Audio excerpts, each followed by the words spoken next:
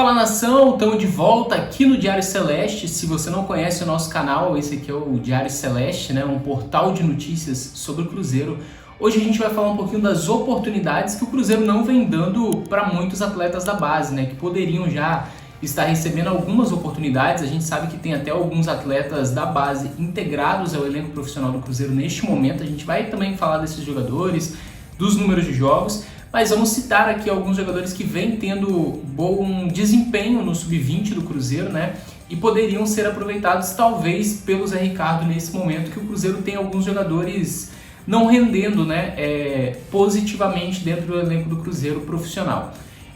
A gente, obviamente, não acompanha todas as partidas das equipes de base do Cruzeiro, mas como a gente tem que produzir conteúdo também para o nosso site, a gente tenta acompanhar muitas partidas que tem transmissão, porque não são todas também. Então a gente vai fazer uma análise aqui, mas obviamente que de todos os jogos que esses jogadores que a gente vai falar aqui hoje jogaram, a gente não acompanhou todos. Isso é impossível a gente falar, ao contrário do profissional, que nesse ano de 2023 a gente acompanhou todos os jogos praticamente, né? Os que a gente não pôde ver ao vivo, a gente assiste depois, mas na base, infelizmente, ainda não há transmissão de todas as partidas.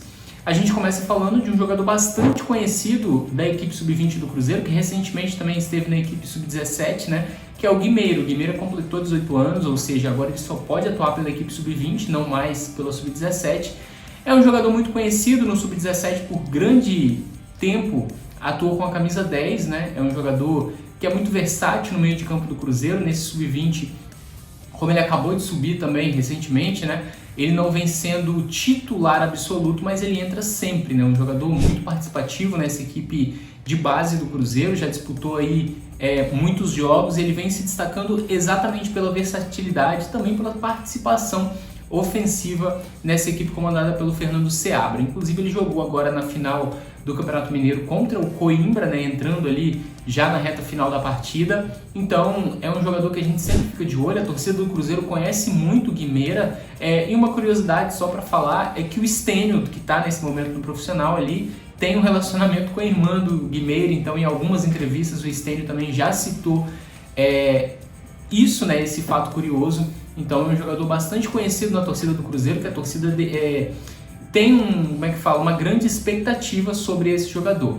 Outro atleta que também se destaca aí na base do Cruzeiro, esse já vem sendo falado há algumas semanas e nessa semana vem sendo falado muito, né, que é o Fernando, Luiz Fernando, mas aí é chamado somente de Fernando. Luiz Fernando tem 18 anos e um fato curioso é que ele sozinho, nesse ano de 2023, ele tem mais gols que todos os atacantes do Cruzeiro juntos, né? Se a gente somar ali Wesley, Arthur Gomes, Bruno Rodrigues, todos, ele tem mais gol que todos juntos. Ele somou aí 23 gols nesse ano de 2023. O ataque do Cruzeiro, todos os jogadores de ataque somaram 22 gols juntos. Então o Fernando sozinho tem 23 em 39 jogos. E ainda tem 2 assistências, mas na base a assistência ela não é tão bem contabilizada quanto no profissional. Então pode ser até que tenha mais participação em gol esse jovem atacante que está no Cruzeiro, mas não é ainda do Cruzeiro. Ele pertence ao Água Santa, que fez uma bela campanha no Paulistão no profissional recentemente, né, no início do ano.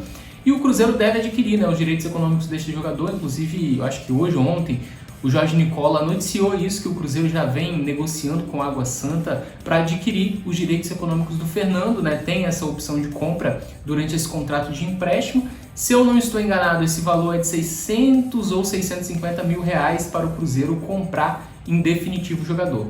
E aí a gente fica até sem entender também por que um jogador como o Fernando ainda não recebeu pelo menos algumas oportunidades nesse time profissional do Cruzeiro, né? Assim como outros que a gente também vai falar, o Juan Índio, um jogador de 17 anos, esse também muito conhecido entre os torcedores do Cruzeiro, né? O Juan Índio participou inclusive do intercâmbio recentemente do Cruzeiro com o PSV da Holanda.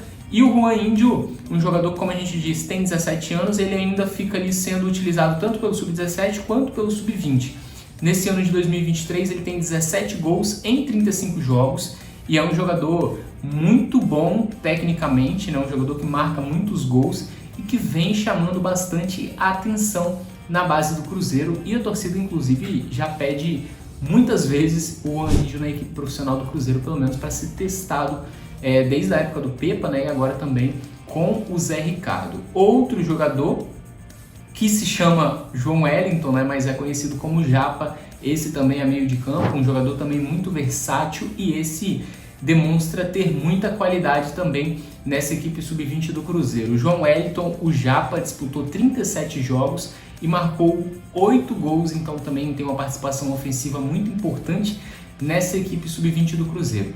E todos esses jogadores que a gente citou, a gente analisou ali muito o desempenho e também os números, né, que eles vêm tendo nessa temporada de 2023. Mas se a gente for olhar a fundo, a gente pode citar outros nomes também, como zagueiro. A gente tem o Juan Santos, com convocação para a seleção brasileira de base, o Everton, enfim. O Cruzeiro tem muitos jogadores que vêm se destacando, e aí a gente não entende, como é que fala, o fato deles não estarem sendo aproveitados, não estarem participando de uma transição para o profissional do Cruzeiro, né?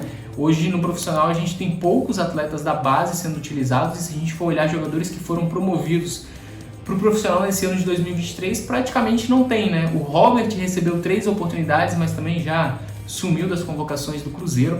O Stênio é da base, mas não foi promovido para o profissional nesse ano.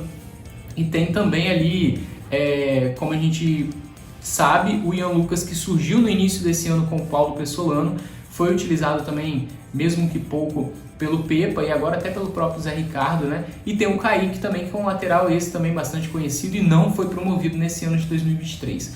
E aí, se a gente for olhar jogadores que estão no profissional recebem muitas chances, né? Como o caso do senhor Paulo Vitor, o caso dos atacantes do Cruzeiro que não vem conseguindo ser produtivo, o Gilberto, no meio de campo a gente tem o Matheus Vital, jogadores que não vem conseguindo ter participações importantes nessa equipe do Cruzeiro. A gente sente falta de dar uma chance para um desses jogadores da base, porque quem sabe, né, não seja aí um grande jogador, não se torne um grande jogador, e o Cruzeiro acaba não dando essa oportunidade. Muitas vezes esses garotos saem sem nem jogar pelo profissional do Cruzeiro, ou quando jogam com pouquíssimas oportunidades.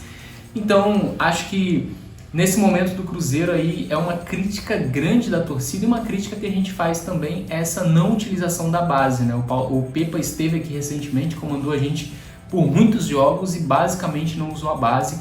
Era um defeito no meu ponto de vista do Pepa, e com 2 jogos apenas não dá pra gente apontar se isso é um defeito do Zé Ricardo. Acredito que não, porque nas outras equipes o Zé Ricardo utilizou bastante a base. Ele tem jogadores ali que trabalharam com ele quando ainda eram muito jovens, né? Como o caso do próprio Matheus Vital, que está no Cruzeiro, trabalhou com ele no Vasco ainda quando era muito novo. Então a gente fica nessa expectativa dele utilizar alguns jogadores ainda que são da base. O Cruzeiro tendo agora 2 semanas livre para trabalhar, quem sabe o Zé Ricardo não apareça aí no próximo jogo com algum jogador da base, no lugar de alguém que não vem rendendo e não vem dando, como a gente pode dizer, né?